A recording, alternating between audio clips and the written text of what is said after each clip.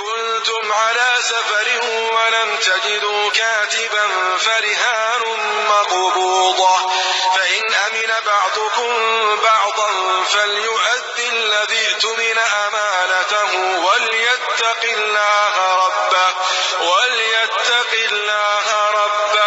ولا تكتموا الشهادة ومن يكتمها فإنه آثم قلبه والله بما تعملون عليم. او کچېرې توسې په سفر کې او د لیکلو دپاره درته لیکین کې میلاو نشي نو خپله معامله د څه شي په ګروي ګاڼه نیولې سره روان کړئ. که په توسې کې یو تن په بل باندې اعتبار وکړي او ګروي ګاڼه ونه خلي او د هغه سره د قرض څه معامله وکړي نو په چا چې اعتبار شوی وي هغه لا پکار دو چې امانت قرض ادا کړي او د خپل رب نه وویریږي. او گواهی هیڅ چیرې مه پټوئ. څوک چې گواهی پټوي د هغه زړه ګناهګار دی او الله تعالی په هغه کورنۍ چې توسې کوئ ښه پوه دی.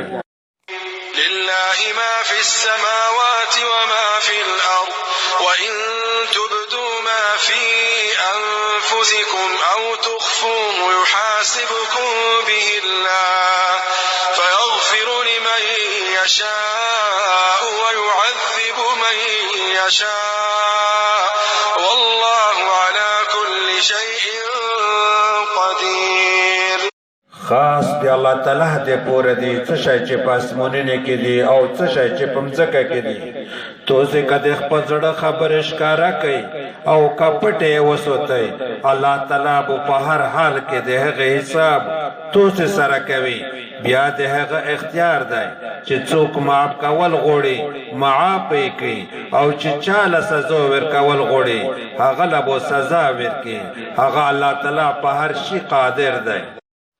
آمن الرسول بما أنزل إليه من ربه والمؤمنون كل آمن بالله وملائكته وكتبه ورسله لا نفرق بين أحد من رسله وقالوا سمعنا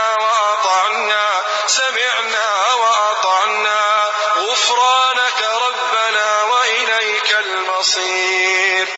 رسول په هغه څه ایمان راوړی دی چې په ده باندې د خپل رب د طرفه نازل کړل شوي دي او مؤمنان هم ټول ایمان راوړی دی په الله تعالی باندې او د هغه په ملائکې او د هغه په کتابینه او د هغه په رسولانو باندې او یا یې میش د هغه الله تعالی په رسولانو کښې د هیڅ چا په منځ کې فرق نه کوي او یا یې میش واورېدل او میش خبره ومنله میش تا نه بخښنه غواړي ای د میش ربه او خاص تو ته بیا درتلل دي. لا يكلف الله نفسا إلا وسعها لها ما كسبت وعليها ما اكتسبت ربنا لا تؤاخذنا إن نسينا أو أخطأنا ربنا لا تؤاخذنا إن نسينا أو أخطأنا ربنا ولا تحمل علينا إصرا كما حملته على الذين من قبلنا ربنا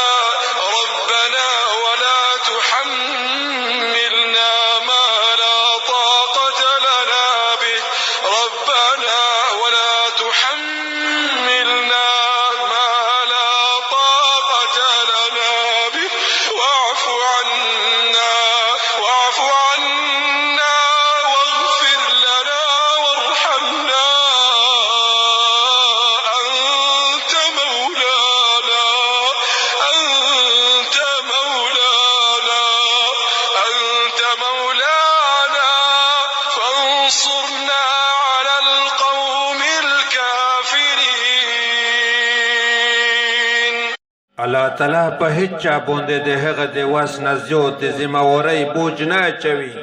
هر چا چې څه نیکي کړې دو د هغه ثواب هم د هغه دی او چا چې بدي کړې دو د هغه سزا هم په هغه ده.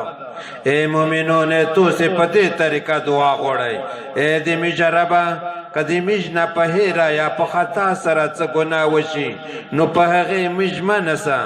اے د میژ ربه په میژ هغه بور مه اچوه کیم چې تو د میژ په مخ کې خلک باندې اچولی و.